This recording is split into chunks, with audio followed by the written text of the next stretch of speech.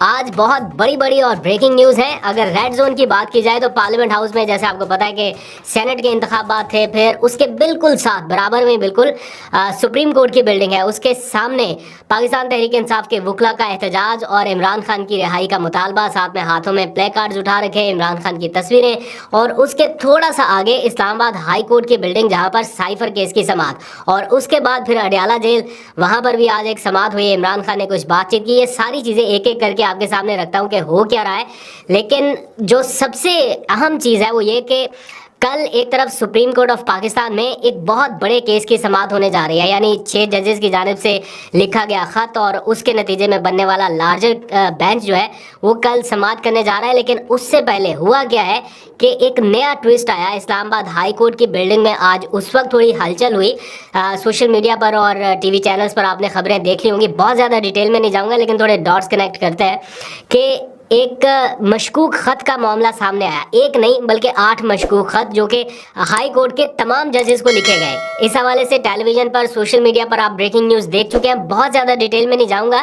لیکن یہ بڑی حیران کن بات ہے کہ اس طرح کی ایکٹیویٹی کا ہو جانا. پولیس اہلکاروں کی بھی دوڑیں لگ گئیں, بتایا گیا کہ عملہ جو ہے وہ وہاں پر پہنچ گیا, جو تفتیش کرنے والے اہلکار ہیں وہ بھی خط انہوں نے اپنے قبضے میں لے لیے. لیکن یہ خط لکھے کس کی طرف سے گئے اور اس میں تھا کیا؟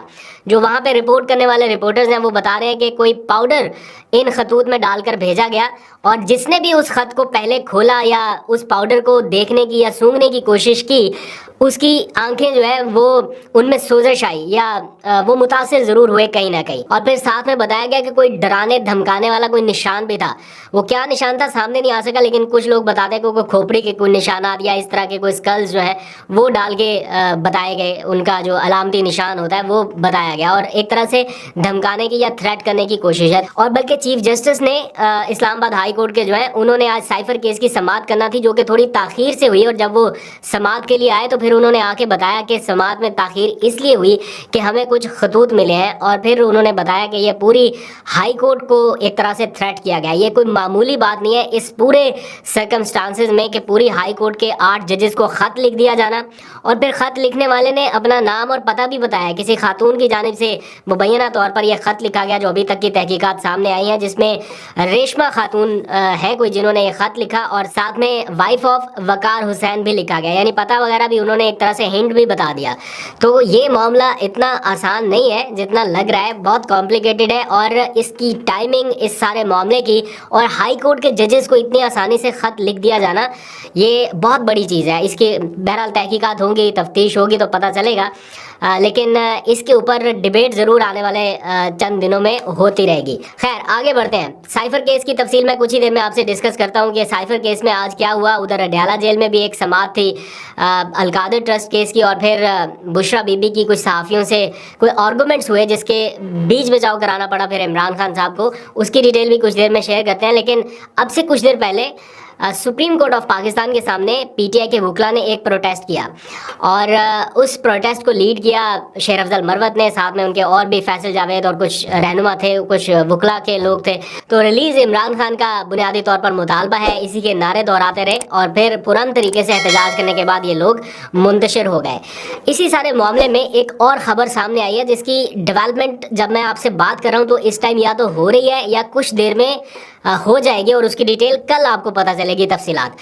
وہ یہ ہے کہ پاکستان تحریک انصاف ایک گرینڈ الائنس کی طرف پہلے سے بڑھ رہی تھی. آج اس سلسلے میں ساری جماعتوں کا ایک ایسا اجلاس ہونے جا رہا ہے جس میں ان چیزوں کے حوالے سے مثبت پیش رفت کا امکان ہے, یعنی آگے بڑھنے کے حوالے سے کہ عید کے بعد یہ 5 جماعتیں مل کے کیسے تحریک شروع کر سکتی ہیں. تو اسد قیصر نے آج بتایا کہ ہم ایک سرپرائز جو ہے وہ تیار کر رہے ہیں, بلکہ ہو چکا, اور انہوں نے یہ ریویل بھی کر دیا کہ 5 جماعتیں ہیں جو گرینڈ الائنس میں شامل ہونے جا رہی ہیں. نام میں بتا دیتا ہوں. سب سے پہلے بڑی stake holder P T I, پھر متحدہ مجلس وحدت المسلمین جو پی ٹی آئی کی اہم اتحادی جماعت ہے, پھر be N P, Jamaat Islami اور پشتونخوا ملی عوامی پارٹی. ان 5 جماعتوں کو ملا کے گرینڈ الائنس کی طرف پی ٹی آئی بڑھنے جا رہی ہے. اور آج اس سلسلے میں ایک ایسی میٹنگ ہونے جا رہی ہے جس کے بعد بریک تھرو ایکسپیکٹ افیکٹڈ ہے یا سب کا ایگریمنٹ جو ہے وہ اس کے اوپر ہو سکتا ہے. تو اسد کیسر نے اس کے حوالے سے جو تفصیلات بتائی ہیں ان کے حوالے سے جو پیش رفت ہوگی وہ میں نیکسٹ ولاگ میں شیئر کروں گا. اب آ جائے ذرا سائفر کیس کی سماعت کے حوالے سے. آج اسلام آباد ہائی کورٹ میں عمران خان کے سائفر کیس کی سماعت ہے. بہت سارے لوگ انتظار میں بھی ہیں, پر امید بھی ہیں کہ سائفر کیس میں بھی ان کی رہائی ہو جائے یا یہ سزا جو ہے ان کی معطل ہو جائے. اس میں نہ تو سزا معطل ہونی چاہیے اور نہ ہی ریمانڈ بیک ہونا چاہیے, بلکہ یہ پورے کا پورا کیس ہی اڑنا چاہیے کہ اتنا ویک کیس ہے, یا 3 بار ٹرائل اس کا کالعدم ہوا پھر بھی کچھ نہ نکل سکے, تو پھر اس کیس میں اور چانس نہیں ہونا چاہیے. تو اب دیکھتے ہیں کب ہوگا. لیکن آج کی جو سماعت ہوئی میں بتا دیتا ہوں کہ وہ اعظم خان کے, جو عمران خان کے خلاف مرکزی وعدہ معاف گواہ پروسیکیوشن کے سمجھے جاتے ہیں, ان کے بیانات کے حوالے سے آج پوری بحث ہوئی کہ 164 کا بیان جو مجسٹریٹ کے سامنے دیا یا 161 کا بیان جو جج صاحب کے سامنے دیا, ان میں کیا تضاد ہے. وہ ایک الگ ڈیبیٹ ہے, قانونی معاملات ہے, اس میں آپ کو نہیں الجھاتا. لیکن جو ججز کی جانب سے مین پوائنٹ ایک اٹھایا گیا وہ یہ کہ اعظم خان جب اچانک غائب ہوئے, جس دوران انہوں نے 161 کا یا 164 کا بیان دیا, وہ غائب کہاں پہ ہوئے تھے.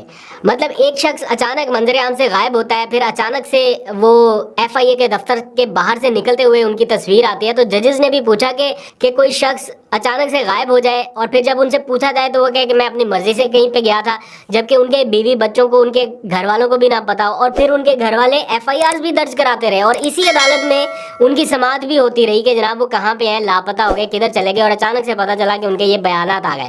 تو یہ ایک بڑا اسٹرانگ آرگومنٹ ہے عمران خان کے وکلا کے پاس کہ ان کا اچانک سے منظر عام سے غائب ہو جانا اور پھر بیان کے ساتھ منظر عام پہ آنا, وہ بھی FIA کے دفتر سے نکلتے ہوئے. تو اس کے اوپر آج ڈسکشن ہوئی ہے, سماعت کل تک ملتوی ہوئی ہے اور پھر کل فردر اس پہ آرگومنٹ ہو گیا, دین پروسیکیوشن اپنے دلائل مکمل کرے گی. اب آ جائیے اڈیالہ جیل کی طرف, جہاں پر آج عمران خان نے کچھ بات چیت کی ہے, صحافیوں سے بات چیت کی ہے. القادر ٹرسٹ کیس تھا اور اسی دوران بشرا بی بی بھی وہاں پر موجود تھیں, اور بشرا بی بی نے کچھ صحافیوں سے بات چیت کرتے ہوئے انکشاف کیا کہ انہیں مبینہ طور پر زہر دیا جا رہا ہے. پھر انہوں نے کچھ ڈیٹیلز بھی بتائیں کہ کوئی ان کے کھانے میں ہارپک کے قطرے ملا کے ان کو دے رہا ہے. تو جب جرنلسٹ نے ان سے پوچھا کہ آپ اس کو پروف کیسے کر سکتے ہیں, تو انہوں نے کہا کہ میرے پاس کیا طریقہ ہے کہ میں اس کو ثابت کر سکوں, اور بھی انہوں نے کچھ ڈیٹیلز وغیرہ بتائیں. لیکن اطلاعات ہیں کہ اس موقع پر کچھ آرگومنٹس کا تبادلہ ہوا, اور پھر عمران خان نے جرنلسٹ کو یہ کہا کہ بشرا بی بی کو میڈیا کے ساتھ ڈیل کرنے کا کوئی اتنا زیادہ تجربہ نہیں ہے یا اتنا پتہ نہیں ہے, تو انہوں نے تھوڑا سا کول ڈاؤن کر دیا ماحول کو. عمران خان نے پھر جرنلسٹ سے جو بات چیت کی ہے وہ کہتے ہیں کہ ججز کے اوپر دباؤ تو رہا ہے, اور وہ کہتے ہیں کہ ایک تو انہوں نے خوشی کا اظہار کیا اس معاملے پر کہ کم از کم سپریم کورٹ نے نوٹس لے لیا 6 ججز کے معاملے پر اور لارجر بینچ بنا دیا. اس پر عمران خان نے خوشی کا اظہار کیا, اطمینان کا اظہار کیا, آلدو کہ وہ یہ چاہتے تھے کہ فل کورٹ بن جائے, لیکن وہ کہتے چلے لارجر بینچ بھی بن گیا تو بڑی بات ہے.